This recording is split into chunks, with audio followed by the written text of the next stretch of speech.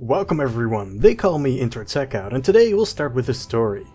At the time when LittleBigPlanet 3 got announced, I was already a big fan of the franchise. At this point I had played both LittleBigPlanet 2 and LittleBigPlanet Karting to death, and I had also played some of LittleBigPlanet 1, though mainly for the costumes and materials. But I, like many others, was really excited for LBP 3.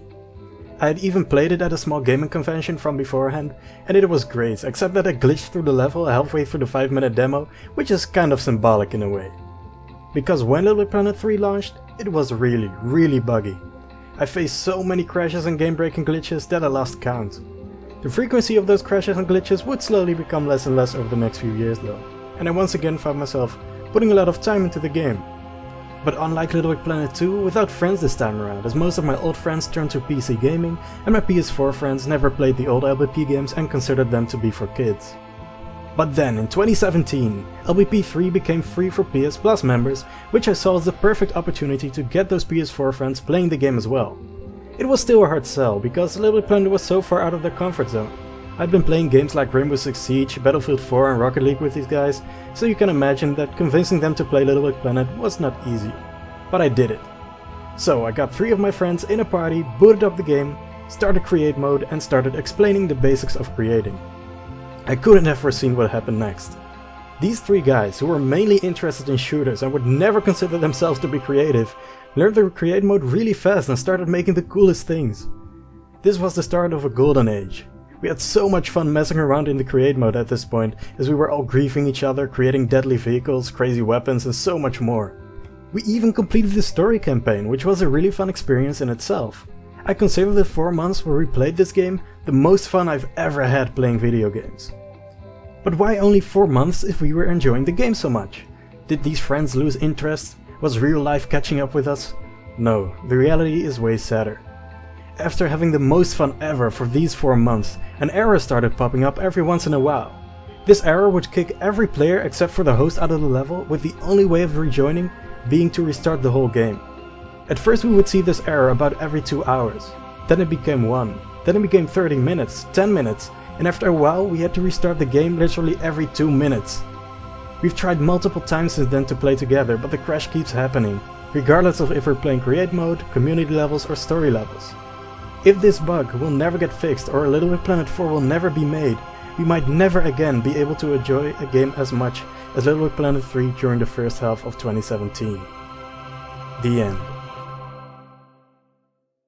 Okay, so as you hopefully know, last video I talked about the improvements LittleBigPlanet 3's create mode made on the design of LittleBigPlanet 2's create mode. I hope it became clear that I love LBP 3's create mode and I can only think of a few small improvements to make it better. From the standpoint of a creator who doesn't upload levels, already knows the mechanics and doesn't want to play with friends, LBP 3 would undoubtedly be the best in the franchise. There's far more to LBP than just the create mode though, and the rest of the things in LittleBigPlanet 3 are sadly not nearly as great as the create mode. But before I go into the problems of LBP 3, the story I just told I told for 2 reasons. 1. I wanted to get rid of the misconception that we as fans are blinded by nostalgia and can never relive the old days. Because I have no problem saying that I had more fun in LBP 3 than in LBP 2, and that was only 2 years ago. The second and most important reason for the story is that I kinda wanted to show how even the biggest fans of these games could have been pushed away from the franchise by the glitches in LBP 3, like me and my friends were. And because these glitches were and still are so game-breaking, the first thing I really need to talk about this video is the brokenness of the game. And even though there are more problems with LBP 3 besides the glitches, it cannot be understated how much damage they have done to this franchise. So that's why the first thing I want a potential LittleBigPlanet 4 to learn from LBP 3 is that putting out a broken product can absolutely end consumer interest in your product. Glitches these days are kind of to be expected as games keep getting bigger and bigger, but LBP 3 at launch was an absolute nightmare. I've lost all my items multiple times, I lost created levels multiple times, there were tons of crashes and infinite loading screens, and while the bugs are now mostly gone fortunately, there's still the bug that prevents me from playing with my friends, which is just unacceptable so far after launch. I can't really say much more about the glitches than this though. It should be obvious that a potential LittleBigPlanet 4 shouldn't launch with this amount of bugs, and I'm optimistic that it won't. Because we shouldn't forget that LBP 3 needed to launch on both PS4 and PS3, needed to fit in the same ecosystem as LBP 2 and 1, and was on top of that one of Sumo Digital's first big projects. So with this out of the way, let's talk about the other things that LBP 4 needs to address. I'm gonna start with how you learn the mechanics in the create mode in the first place. LBP3's create mode is big and filled with possibilities, but also quite complex. This means it's absolutely necessary that the game has some good tutorials that teach players the basics. This is where LBP3 has made some questionable decisions. The puppet puzzle levels seem great at first glance. These teach players the create mode in an interactive way by letting them solve puzzles that utilize the systems of the create mode. But while they are pretty good at teaching the create mode, I just don't believe these kinds of high quality levels are the right way to go if you take into account the humongous amount of tweakers, objects and logic that LBP's create mode has. If you wanted a level for every single one of these in the game, we would at least need the same amount of levels as the story mode only for the tutorials. Add to that the fact that these levels aren't easily accessible if you're working on a level and forgot one small mechanic, which results in them becoming increasingly more annoying with multiple playthroughs. I don't think that's a great way to spend development resources, and so thought Sumo Digital, who in addition to these levels has created a lot of videos to teach you the rest of the mechanics. The problem here? Well, these videos are not that good. Well, some of them are. This is because there are a few videos that use the narrator, Stephen Fry, to narrate the videos. Here's an example. Have you noticed that SAC personages, as they gad about the Imagisphere, all wear a poker face because they're concentrating on the task in hand? These specific videos are charming and fun to watch, but unfortunately the majority of the videos have been recorded by a random guy who I'm guessing is a developer. Here's an example. The game camera is used to ensure that the proper bits of your levels take center stage. You can find them on the tools page of your tools bag, so why not put one in the world and have a look? Because the overall production quality doesn't seem that great and this guy obviously can't compete with a well-known and popular celebrity, these videos are often boring to watch. I do believe Sumo would have used Stephen Fry if they could, but whether it was Rust development or something else, they clearly didn't have the resources to act on this vision. Another problem I have with the video tutorials is that they're non-interactable. If you didn't play the tutorials on LBP2, let me compare the two tutorial systems. In LBP2, the tutorials were, with exception of maybe a few DLC things, every single one, playable, interactable mini-levels, with a tutorial video in the background completely voiced by the narrator. Just like in LBP3, you could easily access them from the create mode by going over to the tweaker you want to know something about and selecting tutorial. This would take you out of your level, yes, but at any point during the tutorial you could return to your level if you wanted. The only problem I really had with the tutorials in LBP2, and by extension also LBP3, is that you couldn't fast forward or go back into the video if the video went too fast for you or if you wanted to skip some parts.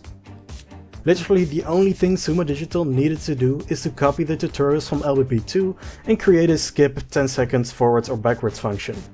They could have done this the same way YouTube on your phone does. Imagine they just made it so pressing twice on the right side of the touchpad would skip 10 seconds ahead and pressing the left side twice would skip 10 seconds back. Instead, we have videos that we can't skip ahead in, are non-interactable and not even voiced by the narrator. That's a lot of wasted potential in my opinion. I have one more point to make about the tutorials, and that is even though they teach players how the create mode works, they don't really encourage players to experiment and have fun. In the story I told at the beginning of the video, I mentioned that my friends learned the create mode real fast, even though they didn't do any tutorials. They achieved this by, after learning the absolute basics, just messing around with the systems. Because this seemed to be a good and fun way to get used to using the create mode, here's what I propose the tutorials should look like next game. First of all, they should bring back the LBP tutorial style, with the added option of skipping through videos. What would especially be great is if you had the choice of just watching the video and actually getting teleported to the mini level so you can practice a bit with the video playing in the background. Besides this, I think they should also make a couple of challenge levels that test the player's skill after they've completed tutorials from a certain group. So imagine there are a few tutorials on gluing, fasteners, pistons, ropes, etc. A challenge level could be that you need to get a certain object to an endpoint, with the endpoint being on the other side of a cliff. The player then gets access to every feature, object and tweaker that they learned about in tutorials leading up to the challenge level and is tasked with building a contraption that lets them bring the object to the end of the level. To encourage creativity, bonus points could be given for the amount of different features used or something like that.